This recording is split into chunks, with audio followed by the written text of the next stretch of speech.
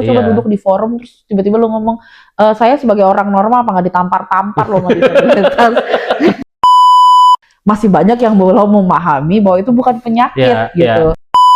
Ya sebodoh itu, aku gila bukan bodoh gitu. Tapi dianggap teman-teman dengan disabilitas psikososial itu bukan yang kualitas bagus gitu. Makanya kayak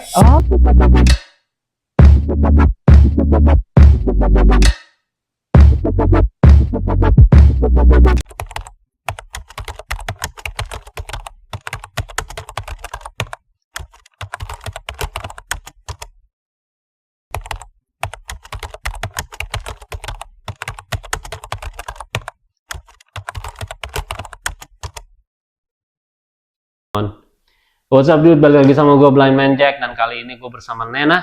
halo. Orang Batak. Iya, betul sekali, saya Nena. Batak.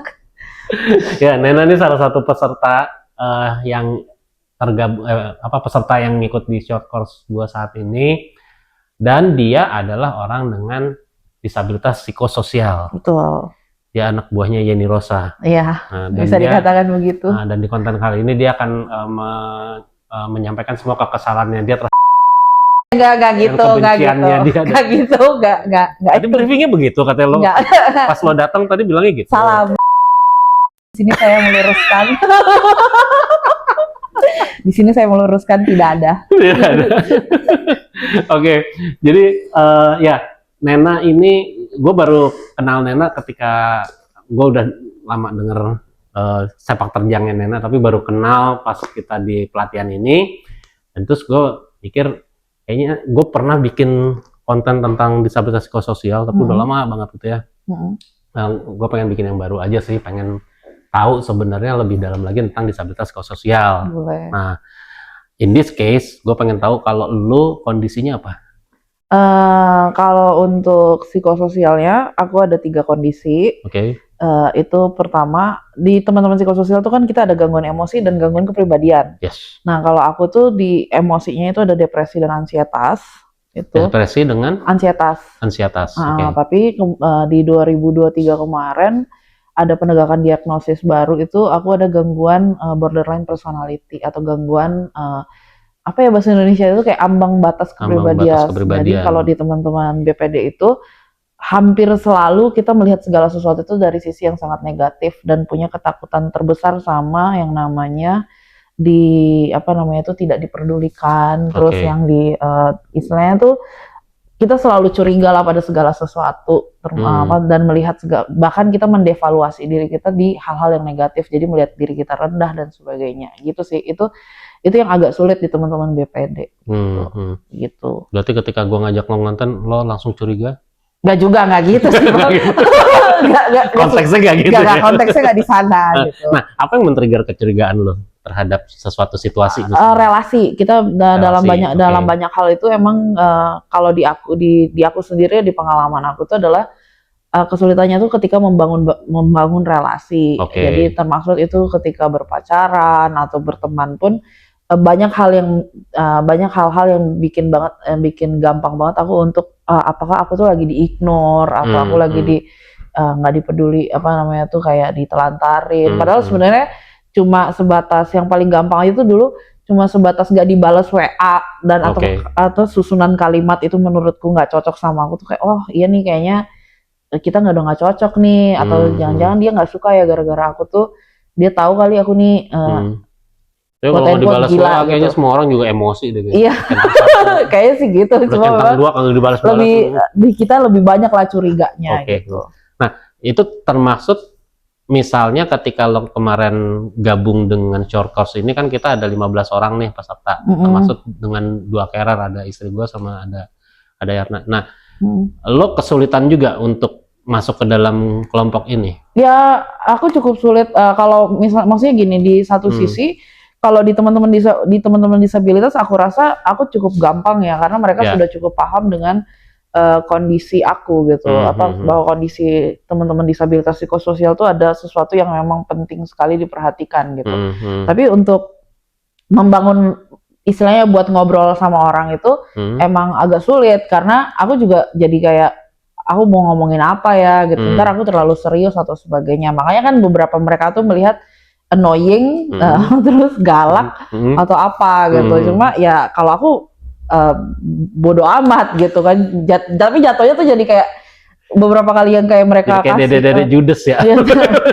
Beberapa kali yang mereka ngasih testimoni itu kan emang bener-bener ternyata tuh bisa di approach ya orangnya gitu. Tuh kirain galak banget, tuh kirain gini gitu. Karena satu hal yang gue pertama kali perhatikan dari lo, ketika kita mulai course itu, lo sering banget nyuruh orang diem. Iya. Dan itu tuh kalau menurut gue agak jarang dilakukan sama orang ya. Artinya dari ketika kita baru masuk ke satu kelompok baru-baru lah gitu kan, terus mulai kegiatan terus ada yang ribut atau apa, biasanya kan kita cuman ya udahlah gitu kan. Tapi kalau lo merasa itu sebagai gangguan besar yang harus berhenti gitu kan? Iya, karena gimana ya, di trigger ini itu juga cukup jadi trigger aku ya.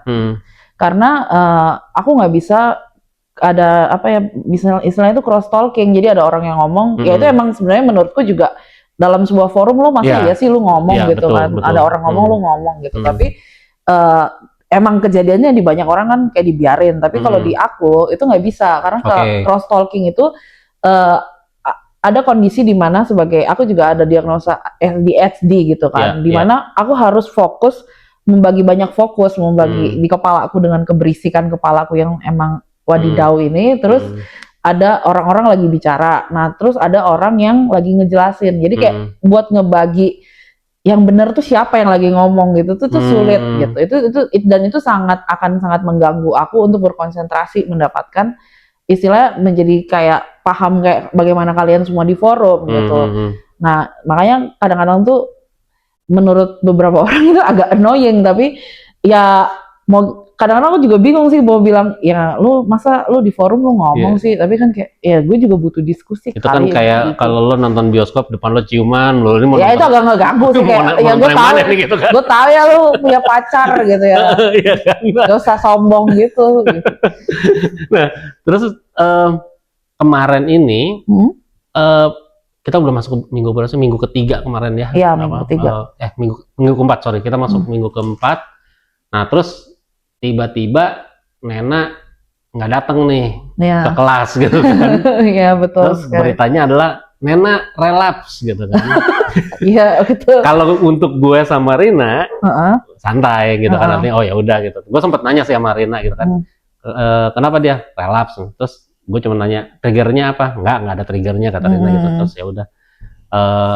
Nah sebenarnya konteks relapse itu apa sih yang terjadi dengan diri kita gitu. Kalau dari orang ke orang kan beda-beda ya, dari psikososial satu dengan psikososial yang lain.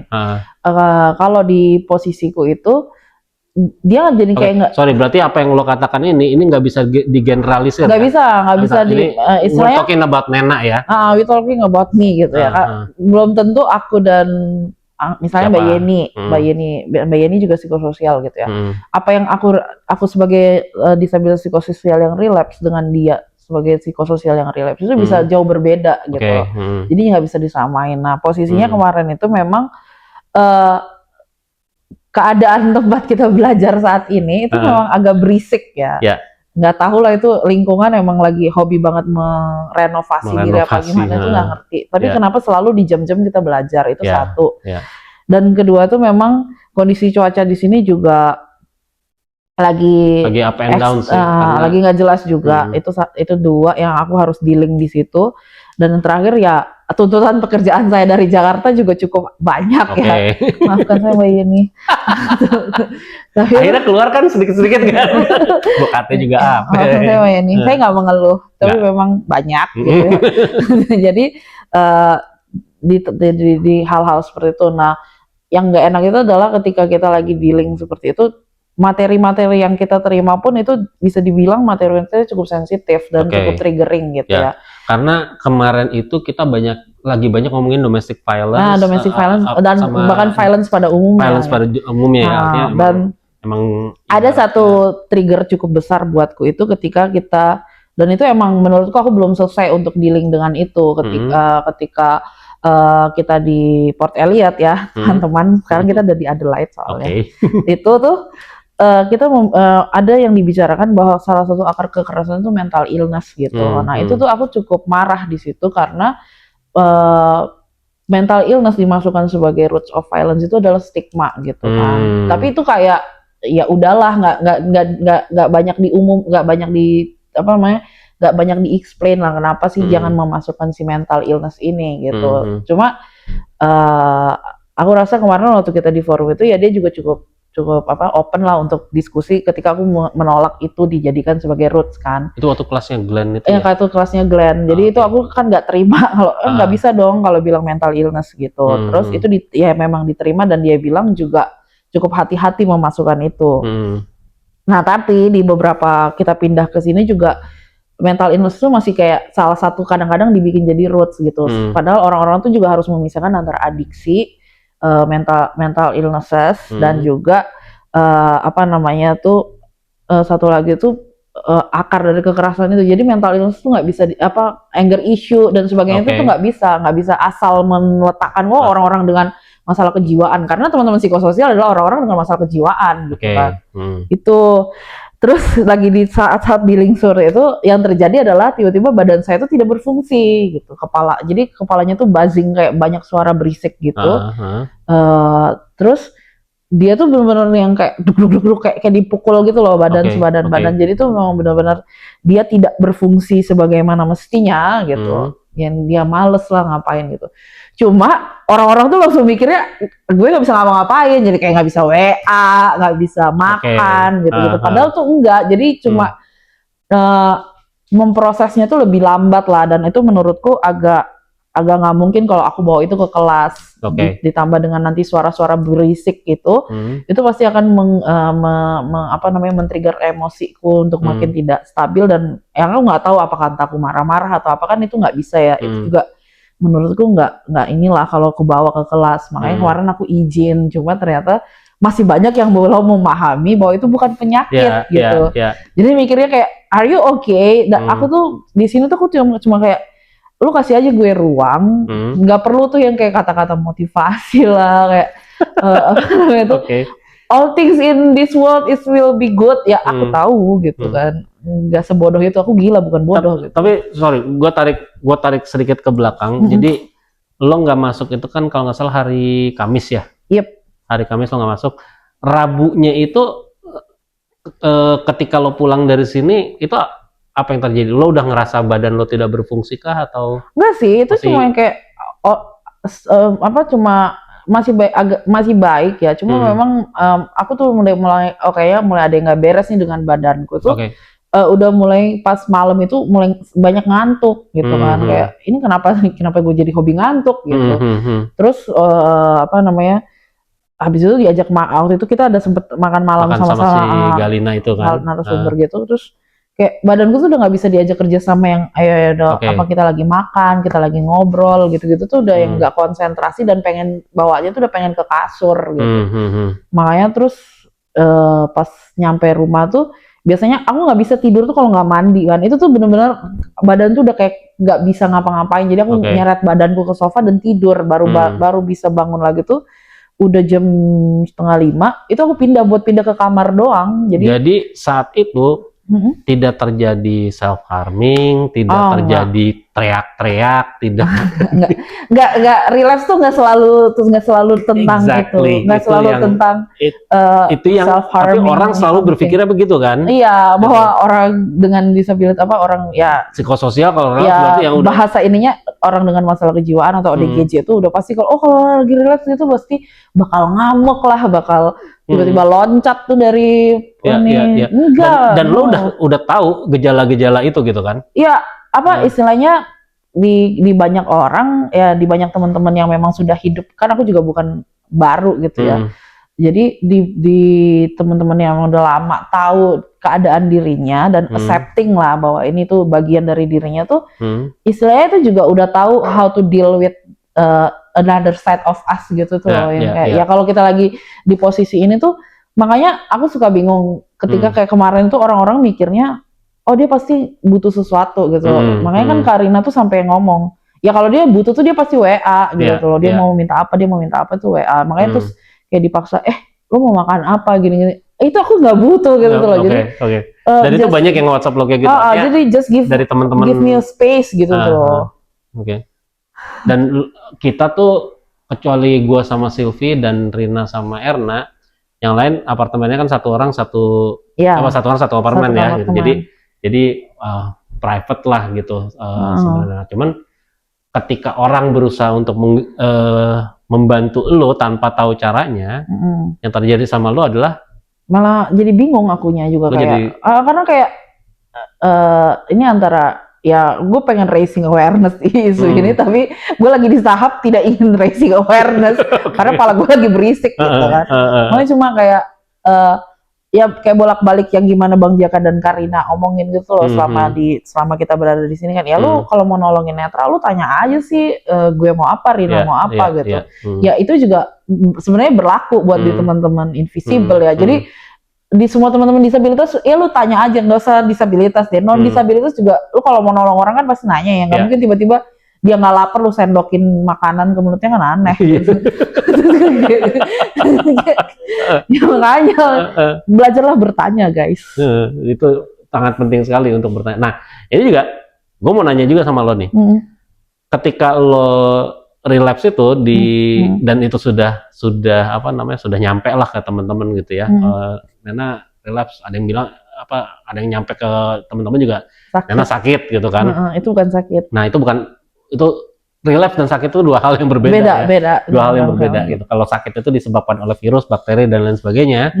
Kalau relapse ya udah itu udah emang bagian dari seorang disabilitas psikososial. Iya kayak kambuhannya, kayak orang punya sakit jantung terus kambuhan aja gitu kan.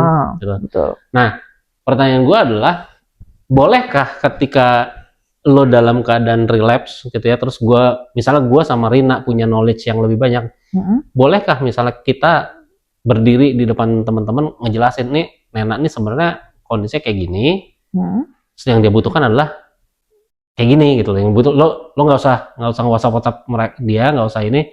Rina udah handle dia dengan baik, Nena udah pokoknya dia butuh space sendiri. Nah, are we allowed to do that? Iya, kalau aku pribadi sih ngerasa itu ya nggak masalah gitu ya, sepanjang itu cuma menjelaskan bahwa oh ini si Nenanya butuhnya ini gitu. Tapi bukan ya balik lagi sama kayak kalau kita udah ngomongin yang lain yang berkaitan dengan psikososial. Kalau sepanjang si disabilitas psikososialnya lagi mampu ya biarin aja dia ngomong. Tapi kalau memang kayak posisi kayak kemarin dan kayak Bang Jaka atau Karina punya knowledge untuk itu menjelaskan bahwa kadang-kadang kan juga, makanya kemarin kenapa aku nge-WA Karina itu biar bahasanya itu datang langsung dari disabilitas gitu tuh loh, bahwa ini tuh bukan bagian dari sesuatu yang perlu lo khawatirkan. Ini tuh cuma inilah namanya dia disabilitas dan ini needs-nya dia, dan itu tuh wajar gitu tuh loh, bukan sesuatu yang wow atau sesuatu yang perlu lo khawatirkan.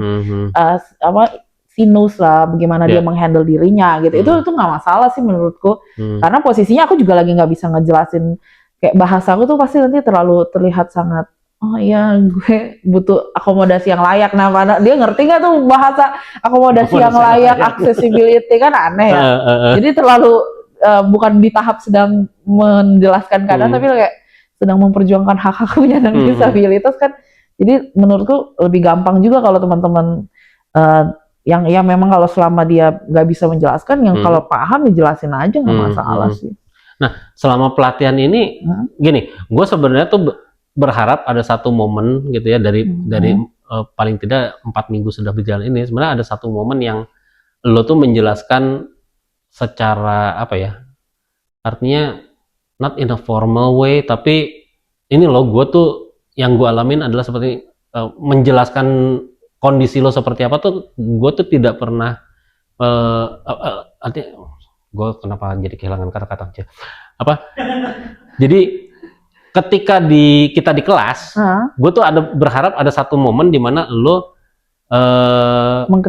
bukan mengkritik, tapi memberi edukasi gitu loh tentang lo sebagai disabilitas sosial itu harusnya seperti apa, teman-teman tuh memperlakukannya seperti apa gitu. Nah, gue tidak mendapatkan itu ketika dalam kelas. Tapi dalam keseharian lo sama teman-teman, lo melakukan itu nggak sih? Ya di beberapa kayak kemarin ya aku ngasih tahu lah posisinya bahwa ternyata mereka juga, aku juga ya. Jadi sebelum relapse ya, artinya? Iya sebelum relapse aku udah yang kayak beberapa hal lah gitu. Kayak kalian tuh sebenarnya paham gak sih kalau ODGJ dan psikososial tuh sama gitu kan? Nah mereka juga ternyata ya itu wajar menurutku karena masih banyak yang belum melihat orang dengan gangguan jiwa dan psikososial tuh sama. Terus mereka tuh baru tahu kayak orang gila yang di jalan-jalan itu adalah disabilitas psikososial. Makanya terus aku ya bahasa sederhananya cuma ngomong ya saya dan dia tuh nggak ada bedanya, cuma bedanya saya punya akses obat, dia nggak punya akses. Jadi sebenarnya kalau saya nggak punya akses ya sama aja sebenarnya saya nggak ketemu sama kalian di forum ini, paling lagi jalan di jalanan Jakarta telanjang-telanjang itu tuh di jalanan kayak gitu. Itu karena bedanya di situ, cuma bedanya dia nggak punya akses dan nggak punya pengetahuan, saya punya di situ. Itu bedanya di situ gitu. Terus pengen baru tahu ya apa namanya tuh juga paling kayak ngejelasin kayak kemarin ya sebenarnya kamu sakit apa, aku nggak sakit guys gitu loh, saya tuh nggak sakit apa tuh, aku tuh baik-baik aja. Jadi kayak bisa nggak sih mata kalian tuh tidak karena buat aku nggak tahu di teman-teman psikososial yang lain, tapi buatku aku tahu kalau orang tuh memandang dengan kasihan dengan ini itu yang kayak oh my god I'm not sick please don't do that gitu kan. Itu cuma kayak ya tapi kadang-kadang tuh suka selalu keinget bahwa oh ya mereka juga emang tidak di posisi punya pengetahuan di sana gitu bahwa ini nggak sakit, ini tuh ya biasa aja. Terus ya kadang-kadang kalau aku sih sekarang cuma ya kadang-kadang kan lu pasti sedih, kadang-kadang lu pasti marah. Nah posisinya tuh aku lebih sedih lah dari itu, dari batas manusia pada umumnya tuh udah pakai bahasa yang paling nyebelin yang selalu kayak dari batas normal gitu ya. Itu kan kalimat paling menyebalkan ya. Kayak paling batas normal tuh ya aku yang abnormalnya lah. Kayak orang tuh sedih tuh cuma bisa 2 jam. Aku tuh bisa yang kayak seharian tapi nggak bisa menjelaskan sedihku tuh kenapa gitu tuh. Dan itu tuh mungkin menurut kalian nggak wajar tapi buatku tuh ya udah itu namanya juga nasib gitu ya. Apa namanya tuh punya keadaan itu tuh udah biarin aja gitu. Itu emang udah warna dan keinginan Tuhan menciptakan saya. Dan itu juga yang sering dihubungkan sama orang gitu loh. Artinya kembali lagi ke Tuhan gitu kan. Artinya kayak kamu sedih berkepanjangan, kamu harus berdoa. Kamu harus berdoa mendengarkan firman Tuhan. Sudah teman-teman, saya sudah melakukan semuanya. Tapi memang palanya tetap berisik gitu kan. Jadi ya mau nggak mau ada intervensi psikiater. Itu tuh bukan, makanya tuh kayak itu bukan sesuatu yang memalukan. Jadi kayak kalau lu menemukan sesuatu dalam hidupmu yang oh ini tuh sudah mulai mengganggu dan sebagainya, periksalah gitu. Jadi itu tuh bukan hal yang ya kalau memang sudah ternyata kamu depresi atau sebagainya, ya emang udah itu gitu loh. Itu emang udah takdir ya gitu aja. Jadi kayak ya udahlah gitu, dan itu nggak memalukan gitu loh. Semua akan disabilitas pada waktunya. Jadi kenapa harus malu sih gitu. Jadi disabilitas itu bukan sesuatu yang mengkagetkan. Besok tua tiba-tiba nggak bisa dengar ya itu disabilitas namanya. Jadi ya udah cuma dipercepat aja gitu.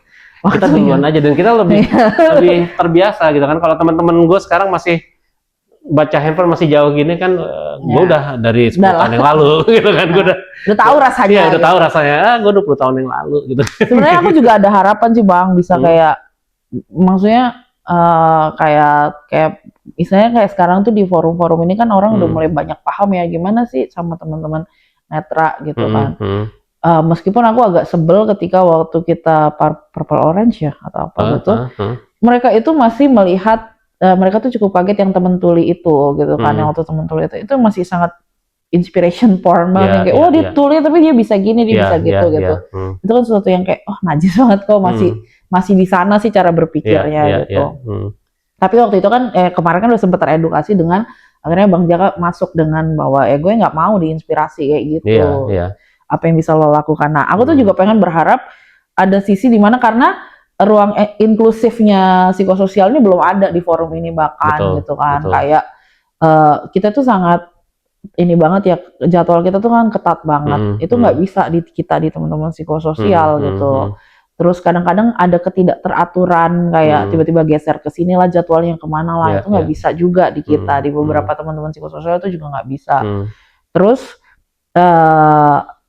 apa namanya, kayak ruang tenang atau seminimal mungkin sofa lah di dalam ruangan itu.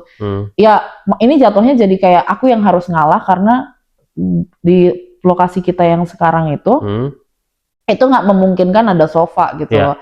Sama kayak waktu kita di Port Elliot pun posisinya jadi aku yang ngalah kayak oh ya karena sofanya cuma bisa ditaruh di sana. Nah aku di satu sisi tuh mikir ya lu ngapain ngundang psikososial kalau belum mampu untuk melakukan itu gitu kan. Jangan jadi aku yang dihukum nggak bisa nggak bisa ikut forum atau harus menahan keberisikan atau kita terlalu capek buat ikut forum tapi masih ingin lihat gitu.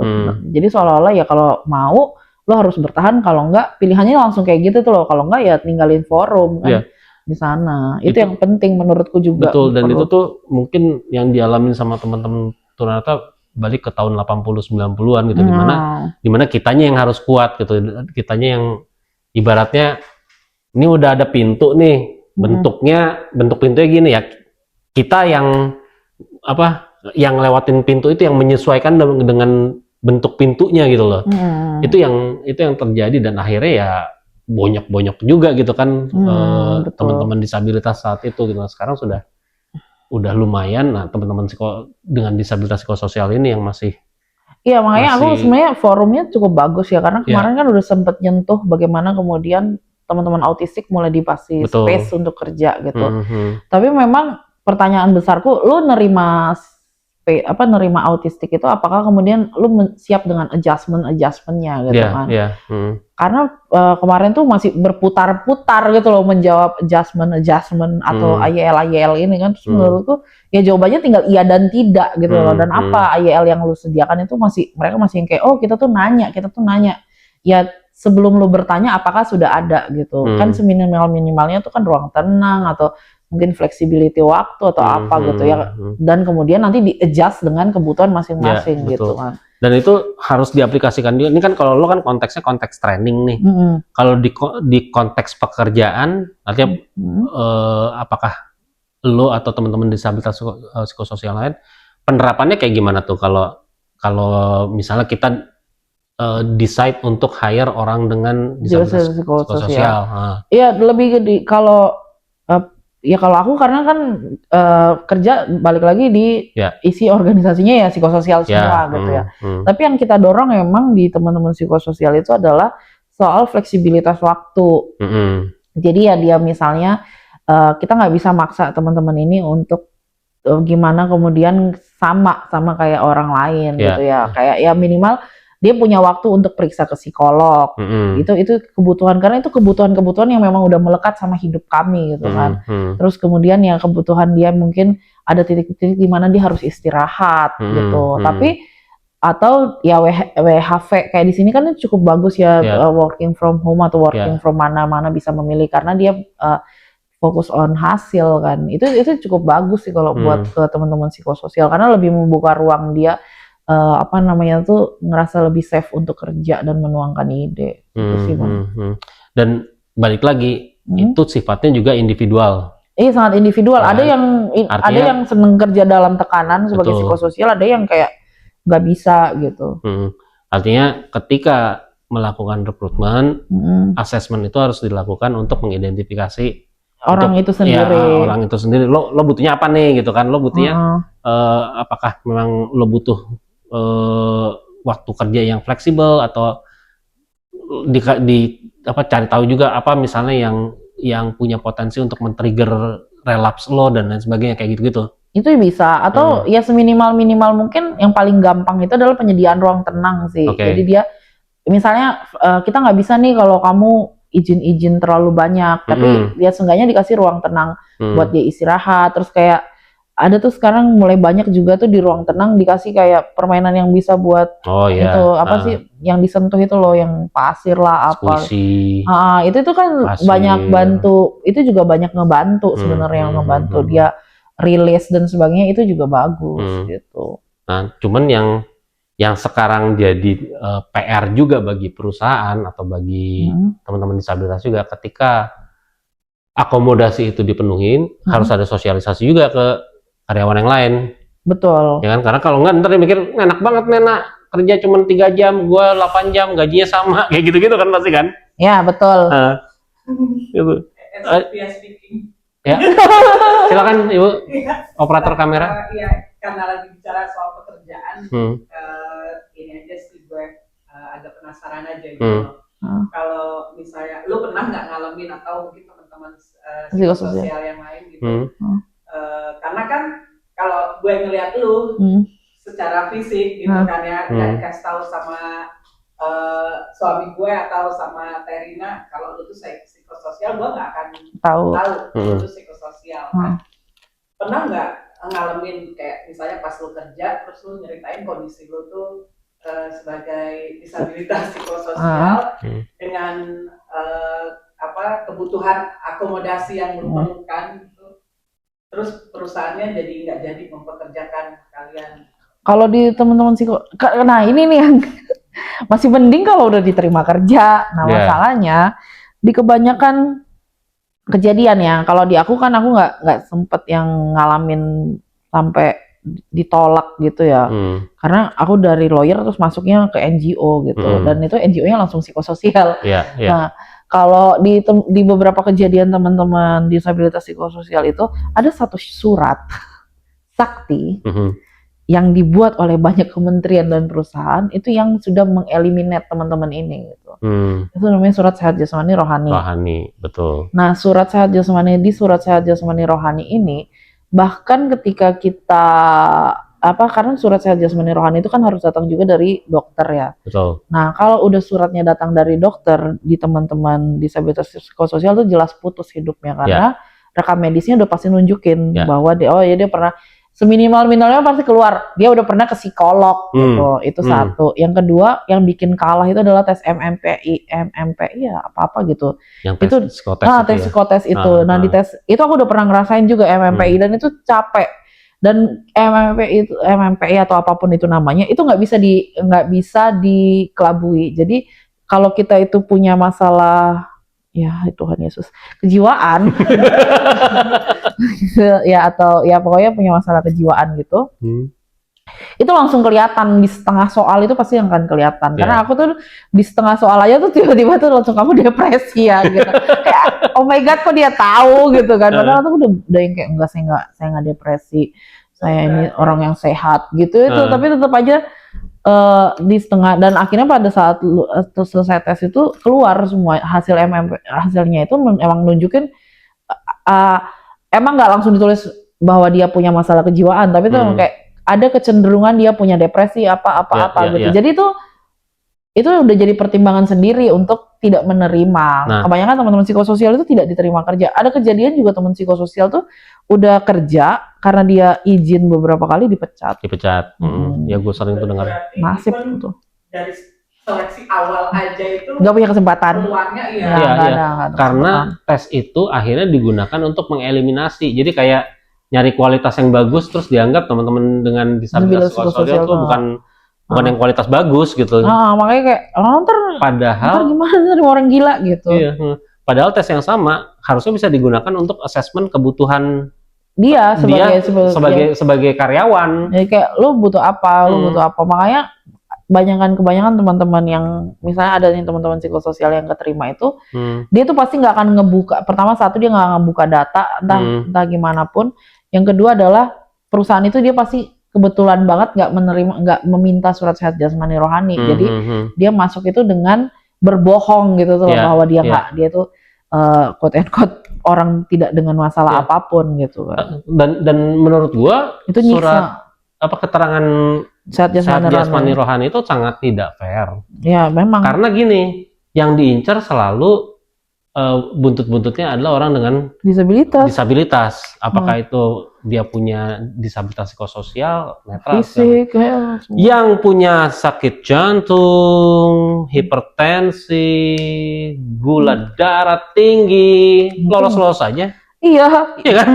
Ya. Harusnya kan nggak lolos juga dia. Kalau misalnya memang harus ada keterangan surat sehat jasmani rohani, penyakit apapun yang ada di lo itu membuat lo nggak lulus. Iya harusnya. Lah gula kan juga lu butuh ini. Lu panuan juga nggak bisa lulus harusnya. Iya makanya. Dan lagian tuh apa gitu loh yang jadi masalah. Makanya aku tuh suka sebel kalau aku cuma nyebut aku tuh Nena. Kebetulan saya adalah lawyer dan juga saya itu adalah orang dengan apa namanya tuh saya tuh kerja di organisasi disabilitas. Terus keren bla bla bla udah bagus gitu kan. Biasa aja tapi gitu aku iya dan saya itu adalah perempuan dengan psikososial terus mereka yang kayak wah kok bisa kerja ya wah kok bisa terus, harusnya ada telanjang iya tuh aku udah pernah kejadian kayak gitu terus yang kayak waktu itu tuh sempet teh cucu tuh sampai ngomong gini Nena nih ini loh sarjana hukum terus udah sempet ngambil master hukum gitu kan terus tiba-tiba tuh ada ibu-ibu dan itu tuh di acara disabilitas itu tuh yang kayak aku langsung kayak what the hell mbak lu kayak ngomongin apaan sampai teh cucu tuh ternganga gara-gara dia ngomong gini ya ampun kok kamu tuh bisa master padahal bukannya orang gila itu nggak bisa ini ya terus teh cucu tuh yang kayak oh my god terus jangan sampai lu dibalikin rumah Nena gitu. So kayak emang kenapa bu kalau orang dengan psikososial kok bisa mikir itu loh mbak gitu. Nah itu yang kayak saya tuh langsung kayak enggak bu, saya tuh kan cuma gila ya bu yang nggak bodoh gitu ya. Saya tahu bu cara berpikir gitu. Terus kayak iya tapi itu keren loh, bisa sampai S2 terus kayak apa hebatnya bu? Iya. Semua sama aja gitu. Nah itu, sorry ya. Iya, it's okay. Dia lebih semangat. Silakan. Ini menurut gue gitu loh. Apakah karena memang masyarakat sekitar tuh memang belum tahu belum teredukasi aja gitu loh tentang teman-teman disabilitas yang psikososial, teman tunanetra gitu loh. Jadi apakah mungkin gitu loh sebenarnya mereka tuh mencoba menunjukkan simpati tapi salah jadinya kan? Di satu sisi iya sih menurutku, di satu sisi itu emang apa namanya isu bahwa karena emang juga dari dulu kan di kepala orang-orang adalah disabilitas orang-orang tidak beruntung ya. Iya. Jadi kayak aku tuh kayak dibilang mereka belum tereduket juga enggak juga satu, tapi memang masih banyak yang belum tereduket bahwa ya biasa aja disabilitas bisa sekolah, disabilitas bisa mikir tuh biasa gitu. Tapi di sisi lain memang terkadang kita membutuhkan orang lain untuk mensyukuri hidup kita yang sudah gelap ini gitu kayak makanya kadang-kadang tuh kayak dulu tuh siapa ya yang sampai aku tuh sebel banget tuh Putri Aryani yang nyanyi tuh. Dia lihat Putri Aryani ya kan Putri Aryani. Iya Putri. Iya gue dengernya Ani. Putri Aryani jadi lain loh. Iya makanya. Iya, cucunya Aryani PPU. Bukan. Tuh percaya lagi tuh. Ya itu Putri Aryani tuh kan dia bagus banget tuh suaranya. Tapi yang disorot itu malah dia sebagai netra gitu tuh. Terus kayak sebenarnya lu kalau lu coba touching some grass out there gitu ya, cukup banyak netra yang suaranya bagus gitu betul. Ya. Nggak cuma gara-gara si Putri Aryani bagus suaranya terus seolah-olah tuh semua netra nggak bisa bernyanyi gitu. Lo belum ketemu Mahreta Maha lo ya gitu. Gue pun demikian. Saya tidak bisa menyanyi tapi orang selalu nyuruh saya menyanyi. Iya, Mahreta Maha bagus suaranya. Cuma kurang masuk Indonesian Idol aja gitu. Makanya maksudnya kayak dan itu yang kemarin gue bilang juga gitu, gue akan sangat rugi gitu ya kalau misalnya lo punya kesempatan untuk interaksi sama teman-teman disabilitas tapi lo habisin waktu lo cuman untuk mengagumi dan mengasihani gitu, padahal akan lebih bermanfaat kalau misalnya lo ketemu kita terus diskusi dan mikir barrier apa sih yang nanti gue kalau pulang ke kantor, balik kerja atau balik ke lingkungan gue, barrier apa sih yang bisa gue remove gitu loh. Kayak misalnya ada beberapa peserta yang mungkin dari finansial, dari maksud gue ini ya dari finance gitu ya, divisinya dari finance atau apa, ngomonglah dia tentang reasonable accommodation juga gitu kan. Betul. dari sisi finance memungkinkan nggak sih sekarang untuk tiap kementerian misalnya punya budget seperti ini untuk karena gue kemarin kenal nih sama Nena sama Bang Jack misalnya gitu, terus gue pengen tahu di kementerian itu kira-kira mungkin nggak kita untuk ada budget untuk karyawan dengan disabilitas dan sebagainya, itu akan lebih bermanfaat menurut gue gitu daripada timbang mengagumi kayak kita kalian udah pernah keluar negeri mana, terus kalian tuh kok bisa masuk TV, kalian tuh kayak what the hell, semua orang itu cuma masalah kesempatan. Semua orang pasti punya kesempatan. Yang lu tuh jangan bangga ketika disabilitas tuh berangkat gitu tuh loh. Lu tanya dia tuh gimana sampai berangkat, itu kenapa, gimana. Ya ngapain lu berangkat ke Jenewa kalau lu cuma buat marah-marah, bukan buat liburan ya guys. Jadi kayak aduh aneh banget ya yang ditanyain tuh, wah keren banget ya berangkat ke sini, berangkat ke sana. Tapi coba lihat dibongkar gitu loh, kenapa bisa sampai berangkat, gimana cara buat berangkat, apa yang berapa barrier yang lo harus hadapin gitu, dihadapin gitu, dan itu berapa barrier yang harus dihilangkan untuk kita bisa sampai mencapai itu yang sebenarnya kita butuh kontribusi dari dari orang lain, itu yang perlu dipertanyakan gitu tuh loh. Coba paling gampang aja gini, ketika lu buat berangkat ke Australia ini dengan gue buat berangkat ke forum ini, apa yang membedakan kita di kesempatan itu gitu tuh, itu aja dulu didiskusiin. Lu dapat kesempatan ini dengan gue yang dapat kesempatan ini, ngebedainnya di mana gitu tuh loh. Apa yang bikin kita jadi beda? Apakah sama ternyata kita buat dapat opportunities ini antara non disabilitas dan disabilitas, antara dia sebagai orang tanpa psikososial dengan orang dengan psikososial apa sama? Bagaimana kemudian orang berpandangan ketika paling gampangnya waktu ngurus visa, lu sama gue sama nggak cara ngurus visa? Apa lu ada nggak ditanya-tanyain lu bakal bikin bahaya nggak? Are you dangerous for society? Lu mengalami nggak itu gitu? Ketika posisi gue mengalami itu gitu kan? Apakah untuk ngurus visa lu harus didudukkan untuk psikiater, lu harus ngomong, ini lu harus ngomong, lu ngalamin nggak posisi itu? Itu aja gitu loh diobrolin. Itu aja kan itu udah membedakan cara berangkat ya. Cuma belum sampai di tahap terus kayak kemarin lah waktu nyusun ngisi kita course gitu. Apakah kemudian course itu bisa sama? Pace belajar kita tuh sama, akses kita terhadap itu materi belajar itu sama. Apakah keluhan kita tuh sama? Ini kan enggak gitu tuh. Yang didiskusi itu cuma malah kayak, oh Bang Jack mau diundang sama ini, oh Bang Jack pernah masuk YouTube ini, kayak ya elah, oh kamu tuh pernah berangkat ke sini, oh Karina tuh dulu ke sini, kayak ya lu lagi dapat kesempatan ketemu disabilitas yang istilahnya enak gitu loh buat diajak bicara. Lu mau pakai bahasa sesalah apapun, kita nggak akan yang ngamuk. Lu coba duduk di forum terus tiba-tiba lu ngomong, saya sebagai orang normal apa nggak ditampar-tampar lo sama disabilitas. Kesempatan di mana lagi kesempatan? Lu kena revisi tuh nggak pakai dimarahin gitu. Lu ngucap kata normal aja udah dipanah lu dari jauh. Sama kita tuh masih yang ini kita tuh nggak, kita tuh memang pelan-pelan ya, kita jelasin nih. Kita nggak, ayo yang nggak normal tuh yang kayak gimana? Masih kayak gitu. Coba lu di forum ngomong, ya saya sebagai orang normal apa lu mau dimarahin? Kalau nggak kursi lu tiba-tiba di kepala. Gitu. Nah, tadi lu sempat ngomongin sedikit tentang diagnosa dan assessment ya. Gue pribadi, gue tuh agak serem sih sama orang-orang yang suka self-diagnose gitu ya. Terutama kalau misalnya yang ada di sosial media yang atau di aplikasi dia gitu kan. Ada tuh, gue nggak pernah nyobain karena tidak ada yang aksesibel, jadi gue nggak tahu hasilnya apa.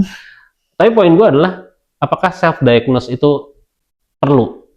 Atau lu kalau misalnya memang ngerasa ada yang aneh, ya udah lu ke psikolog aja atau ke psikiatri aja gitu.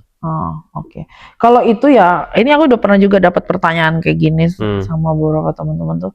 Ini pandangan tiap teman-teman psikososial emang beda-beda soal isu ini. Tapi kalau di aku, self diagnose itu penting juga. Tapi bukan berarti lu jadi dikit, misalnya gini ya. Aku sebelnya di teman-teman yang self diagnose itu malah kayak oh ya sorry nih gue nggak bisa nih ngeliat barang berantakan soalnya gue tuh OCD gitu. Terus kayak maaf ya, emosi gue turun gitu kan. Emosi gue turun naik gara-gara gue bipolar gitu. Itu juga jadi cukup mempersulit kerja kita di advokasi soal itu, karena kita ngedorong akses obat dan sebagainya. Tapi menurutku self diagnosis itu juga penting untuk mengetahui, misalnya dia gini ya, dia diagnose sendiri dulu kayak, oh kok gue jadi tiba-tiba dalam satu hari ini hobi marah, hobi apa gitu. Itu penting gitu. Berarti dia tahu ada yang salah sama diri dia. Cuma jangan sampai self diagnose itu udah selesai cukup di situ, putus, nggak bisa. Ketika lo sudah men-self diagnose diri lo, oh aku ada salah dengan kayak, kayaknya kok aku di dalam relasi aku seperti ini sama orang, terus di diriku sendiri seperti ini, apa yang harus aku lakukan? Apakah aku reach out ke psikiater atau ke psikolog? Ini nggak ada bedanya sebenarnya teman-teman psikiater dan psikolog, cuma yang satu nggak bisa ngasih obat, yang satu bisa ngasih obat gitu. Nah kalau di aku pribadi emang aku agak nggak cocok sama psikolog, karena psikolog itu kan kadang-kadang menurutku terlalu berbunga-bunga menjelaskan kayak hidup itu, lu journaling lah, lu apa meditasi. Nah aku sudah melakukan itu semua, tapi memang untuk aku treat itu tidak cocok gitu. Makanya aku lebih ke teman-teman psikiater, jadi lebih jujur juga kayak Pak gini, terus ya lu ada masalah seperti ini. Nah kalau mereka baru memutuskan sebenarnya nggak bagus-bagus banget sih kalau minum obat gitu kan. Jadi mending kamu mau nggak nyoba ke psikolog? Kalau aku langsung aku bilang sama psikiaterku kayak aku nggak cocok kalau ke psikolog gitu. Terus mereka tuh yang kayak ya udah coba dulu deh olahraga atau apa gitu. Tapi usahakan tidak terlalu banyak tergantung sama obat, karena kesulitannya obat di Indonesia tuh mahal gitu kan. Kayak dan belum di cover BPJS ya. Sebagian besar nggak di cover sama BPJS. Sebagian besar. Iya. Ada beberapa yang sudah masuk, tapi memang kesulitannya adalah dia tercover di list-listnya BPJS. Nah, masalahnya tidak tersedia. Ketersediaannya juga. Ketersediaannya yang suka nggak ada. Padahal sebenarnya, ini harus sampai di puskesmas di mana. Tapi gitu kita, misalnya kita butuh cepet gitu ya ke puskesmas tuh nggak ada. Terus kita ke rumah sakit. Bahkan pernah tuh aku kejadian sampai ke rumah sakit besar aja nggak ada, ke Karolus, ke ini. Baru dapat aku di Bogor, bayangin aku tinggal di Salemba, dapat obat di Bogor gitu. Udah itu kesulitannya di situ. Tapi kalau tadi balik lagi ke self diagnose, kalau aku sih nggak masalah. Sepanjang itu cuma starting point lu gitu. Tapi habis yang itu jadi masalah adalah ketika dia self diagnose dan tidak ada langkah selanjutnya. Dan kalau gue juga, gue nggak tahu nih gue bener apa enggak, tapi kalau sepengamatan gue, ada yang orang self diagnose berhenti di situ dan membanggakannya. Iya. Jadi kayak, gue bipolar nih, gue skitso nih, misalnya kayak gitu, apa kayak in a way ya, artinya kayak tadi lo bilang gitu, maaf gue ini karena gue skitso karena segala macam itu, jadi kayak keren-kerenan kalau menurut gue, padahal belum tentu lo self diagnose itu juga tepat gitu kan? Iya, belum tentu lo mendiagnose diri lo bipolar, ternyata lo bipolar, ternyata emang anger management lo aja nggak beres. Ternyata gitu. Lo emang tolol aja gitu kan? Makanya kadang-kadang tuh ya kayak saya tuh bipolar ya, ya serius sudah gitu periksa. Dan menurutku tuh kalau memang, karena kalau aku prinsipnya ya, just because you have psychosocial disability doesn't mean you can be rude gitu kan. Jadi kayak, iya betul. Jadi ya, gue setuju sih. Nggak ada tuh istilah kayak tiba-tiba dia nginjek leher orang terus sorry gue bipolar ya. Sorry ya gue tunanetra nginjek leher. Nggak bisa gitu bro, gitu kan. Ada yang namanya jalan keluar, lu udah ngapain dengan itu gitu. Kalau memang ya nggak semua orang memang punya akses ke obat, nggak semua orang punya akses ke ini. Tapi kan ketika lu sudah mulai, kalau kita sudah sampai berani mengakui bahwa gue bipolar, berarti lu accepting dengan keadaan itu. Berarti lu udah harus bisa dealing dong dengan another side of yours gitu. Jadi kayak masa udah tahu lagi gampang emosian terus lu dateng lu hantem-hantemin pala orang-orang kan ya aneh juga. Mungkin ya. juga kan. Itu sama aja kayak gue ketika gue udah ngerti, oke, gue low vision waktu dulu, yang paling berat kan kondisi gue low vision ya dulu ya. Gue low vision, gue harus seperti ini, itu akan lebih mudah sama gue. Jadi nggak yang apa ya, nggak yang cuman sekedar pamer, gue low vision gitu, habis itu nabrak orang, nabrak dagangan orang, gue low vision gitu kan. Kan nggak gitu loh. Kayak sambil kita nuntut itu, kayak kita tuntut lah buat ya penyediaan, akses dan sebagainya itu. Ya aku sepakat di situ. Tapi bukan berarti jadi jadi semena-mena. Itu juga nggak tepat menurutku kalau kayak gitu, karena itu hanya akan, kalau aku lebih ke kayak gini, kalau kita kayak lu jadi kurang ajar, lu jadi sembarangan ngomong, jadi jahat sama orang, itu tuh hanya akan menyuburkan stigma bahwa ya kan bener kan bahwa psikososial nggak bisa ngontrol diri, nggak bisa ngatur dirinya. Ya udah paling bener ditaruh lah dia di panti, udah paling bener dikurung rumah sakit jiwa lah, dibiarin di jalan, dibiarin ngomong di forum. Nah itu yang makanya kemudian aku ya, kalau lu udah tahu lu tuh psikososial ya, dan lu tahu bahwa ada ruang-ruang trigger, kecuali emang marah ya kayak marah sama pemerintah, terus ya ini ya, tapi itu sebisa marah mungkin, as a human being marah ya, negara lu punya kewajiban dan lu nggak ngapa-ngapain. Tapi kalau lu tiba-tiba di tengah jalan lu ngantem pala orang, atau terus sorry gue bipolar ya, itu namanya nyari ribut gitu kan. Jadi itu tolong makanya aku juga di beberapa teman-teman tuh ya just because you have psychosocial, ya just because you bipolar doesn't mean you can be rude to me gitu kan. Ya kalau tiba-tiba saya ini bipolar ya, gue juga BPD biasa aja kali gitu. Jadi sama orang gila saling menghormati. Makanya, soalnya aku tuh juga dulu tuh kita sempet sama Mbak Dede pengen banget bikin baju gitu ya. Tapi nggak jadi karena kayak ntar kita masih diliatin pemerintah, pasti mereka nggak ngasih kita masuk ke ruang-ruang gitu. Kita menulis gila itu stigma gitu baju, karena kenapa orang malu banget sih? Ya sama kayak teman-teman netra, ada yang nyebut dirinya buta, ada yang nyebut ini ya. Kalau aku sama di beberapa hal tuh aku dan Mbak Dede di temen PJS juga gitu. Itu tuh kayak ya udah gila gitu loh. Kita ya di beberapa orang masih lebih gampang mengenal psikososial tuh gila gitu kan, crazy woman gitu. Karena kalau kita psikososial, disabilitas psikososial, kadang-kadang aja psikososial sama dismen apa, jadi kayak capek banget harus dismen adalah ragamnya. Dalam dismen itu ada disabilitas, ada psikososial, ada teman-teman mental perkembangan. Jadi kan capek ya karena ya disabilitas psikososial tuh ya itu orang gila ya, itu kita gitu.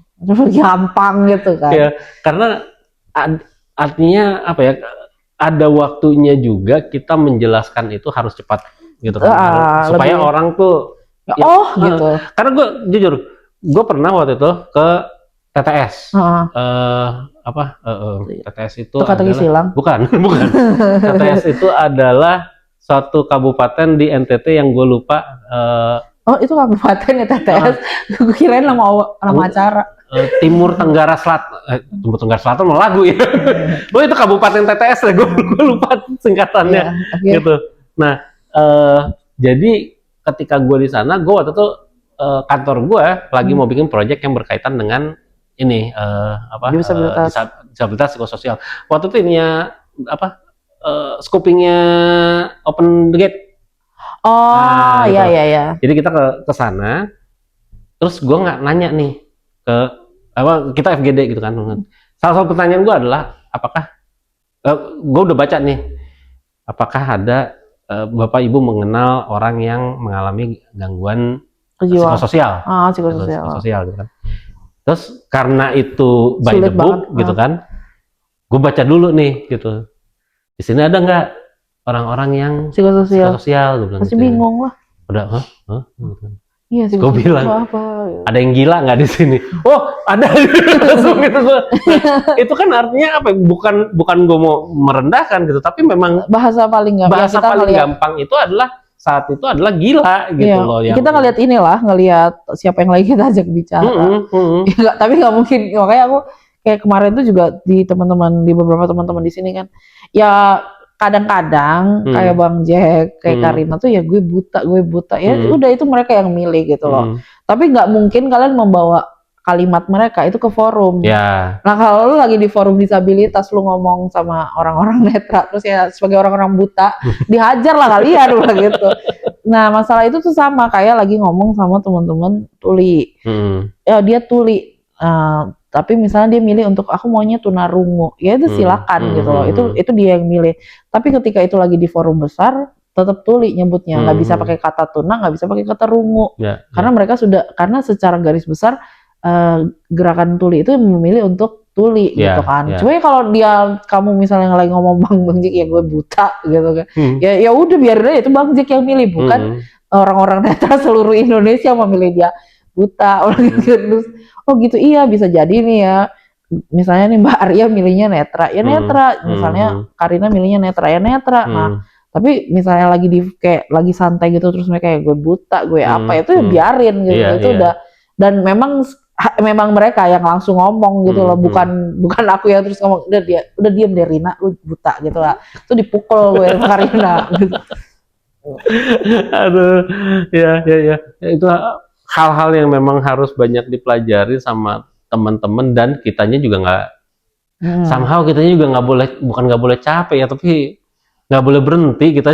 Iya, memang masih panjang perjalanan masih panjang perjalanan gitu, jadi semakin tidak jelas juga. Makanya karena aku juga kayak kayak kita beberapa ya sama aja sih kayak di sini ya.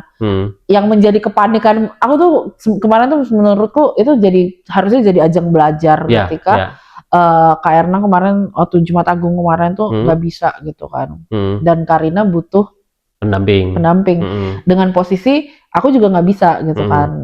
Dan langsung kan kayak tapi kan ada Kak Silvi dan kan mereka langsung kayak Kak Silvi Bang Jack aja gimana gitu. Terus aku yang kayak lu memanfaatkan kesempatan ini dong, perebutkanlah Rina gitu kan. Cuma kayak banyak ketakutan yang ini gini ketakutan, kekhawatiran, ketersinggungan akan terjadi ketersinggungan dan kecelakaan. Makanya maksud gue kan dia cuma netra ya, dia bisa ngomong, dia bisa mikir, kenapa nggak nanya gitu kan.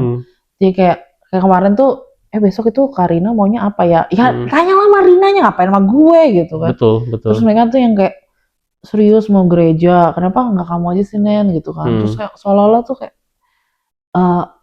kok aneh banget sih kalian tuh, ini kesempatan loh. Kapan lagi lo bisa menggandeng-gandeng netra yang sangat santai, lu dorong ke jurang juga dia nggak, kayaknya biasa aja. Karena kan kayak ditanya kan Karina mau kemana, gue ikut aja lu kemana gitu kan. Ya udah, lu berenang juga dia pasti ikut gitu kan. Terus waktu description pun masih kayak takut-takut. Menurutku kan, yang aku udah sampai ngomong bolak-balik sama beberapa teman-teman tuh, ya kalau lu ragu tanya, kalau salah pasti dia ngasih tahu gitu tuh. Kayak ini kok gini, ini kok gitu. Terus atau nggak gitu cara megangnya, itu kan pasti dia lebih tahu. Terus aku buat sampai di tahap bisa ngegandeng Karina kemana-mana pun itu juga dari tahap berbagai masalah gitu loh, yang kayak diomelin, dievaluasi. Dan itu wajar loh tuh. Terus makanya gitu. Bahkan Karina dan Kak Silvi pun, Kak Erna dan Kak Silvi pun pasti kena evaluasi, biarpun bertahun-tahun yang mendampingi, pasti ada aja yang pasti salah gitu. Jadi itu tuh biasa. Jadi ininya disabilitas tuh nggak ada berhentinya belajar, karena adjustmentnya tuh selalu ada di tiap hari. Ya tiba-tiba aku ingin merangkak kan dia lagi gue ya, lu gimana lu gitu. Urusan disabilitas kemampuan kita. Ya nggak bisa lu atur kan gitu. Dan dari semua peserta itu kemarin tuh yang gue cukup salut itu adalah Mas Kirno. Sempat dia nuntun gue, dan dia punya pertanyaan simple, tapi yang menurut gue itu adalah learning yang bagus. Jadi waktu gue dituntun sama Kirno, gue kan pegang tangan kanannya dia, terus dia nanya, harus sebelah kanan ya Mas ya, bilang gitu. Terus gue bilang, oh enggak, kalau gue preferensinya di sebelah kanan, tapi ada yang lain yang di sebelah kiri. Oh, jadi harus ditanya ya Mas ya? Iya. Itu kalau menurut gue itu sederhana. Bagus, itu sederhana gitu, tapi learning buat dia gitu, bahwa dia belajar nuntun bahwa nggak semua disabilitas netra tuh kanan semua, enggak gitu loh. Gitu. Terus ya ini jadi cerita lucu aja gitu kan, kalau gue biasa di kanan, Rina di kiri kan. Suatu saat pernah kan gue sama Erna kan, gue di kanan, si Erna kayak gue yang kagok nih. Ya nggak biasa soalnya dia gitu kan, karena dia biasa dampingin Rina di sebelah kiri gitu. Tapi oke lah, thank you banget Nen, sudah ngobrol banyak dari kamera Wati. Ada Sylvia speaking lagi. Atau mau menyemangati bahwa menyemangati nggak ada semangatin dirinya. Bisa kok, bisa. Cuma ada satu aja tadi di awal-awal men. Lo kan sempat ngomong soal invisible disabilitas. Disabilitas yang tidak terlihat. Mungkin lo harus jelasin gitu loh invisible. Invisible. Jadi jadi gini ya, teman-teman semua. Visible. Jadi fokus ke mukanya dia. Jadi di disabilitas itu nggak semua disabilitas itu terlihat gitu kan. Jadi teman-teman disabilitas terlihat tuh ya kayak fisik di wheelchair itu terlihat, itu yang udah langsung gitu, sekali lihat tuh langsung dia disabilitas gitu. Kayak netra itu juga nggak semua juga teman-teman netra itu langsung visible, tapi mereka masuk dalam kelompok visible. Nah teman-teman yang invisible tuh kayak saya, kayak teman-teman psikososial, teman-teman tuli itu juga masuk di invisible karena tidak terlihat sama sekali.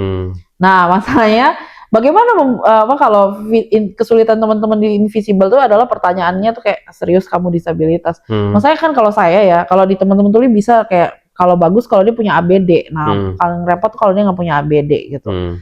Nah kalau di teman-teman invisible itu ya itu satu kayak gimana cara membuktikan, kan nggak mungkin saya beleak pala saya nih kan kayak gue di sini nih kegangguannya gitu kan. Nih barrier gue tuh ada di sini gitu kan. Iya, masa gue harus telanjang dulu gitu kan, nggak mungkin gitu. Itu kalau di disabilitas. Makanya sekarang yang lagi banyak didorong, dan aku cukup salut sih sama yang aku bikin cukup salut itu kemarin waktu aku ngeliat kereta di sini. Jadi di kursi prioritas itu tidak lagi hanya meletakkan perempuan hamil, orang tua dan disabilitas. Tapi dia tuh ada nulis satu kalimat tuh bahwa tidak semua disabilitas itu terlihat. Nah, itu tuh aku langsung kayak itu satu bentuk acknowledge yang cukup bagus ya, kalau lu nggak bisa tiba-tiba langsung marah ada orang duduk terus menurut lo itu dia kayaknya tidak sedang dalam keadaan hamil, tidak tua, terus dia juga tidak terlihat kesulitan sebagai seorang disabilitas gitu. Jadi ya balik lagi bertanya gitu kan. Jadi apapun itu tetap bertanya, dan invisible dan visible itu ya disabilitas gitu. Dan mungkin dibiasain juga ketika teman-teman bertanya sudah mendapat jawabannya, jangan bertanya lagi, jangan yang beneran lu seriously apa kamu mana sih, disabilitasmu sebelah mana gitu. Ya termasuk penggunaan toilet disabilitas. Ya betul, termasuk. Itu termaksud. Ya maksudku gini, kayak kemarin tuh sebenarnya agak sebel juga, ada yang menjawab kayak ya kadang-kadang kan jadinya kayak dimanfaatin sama non disabilitas gitu ya.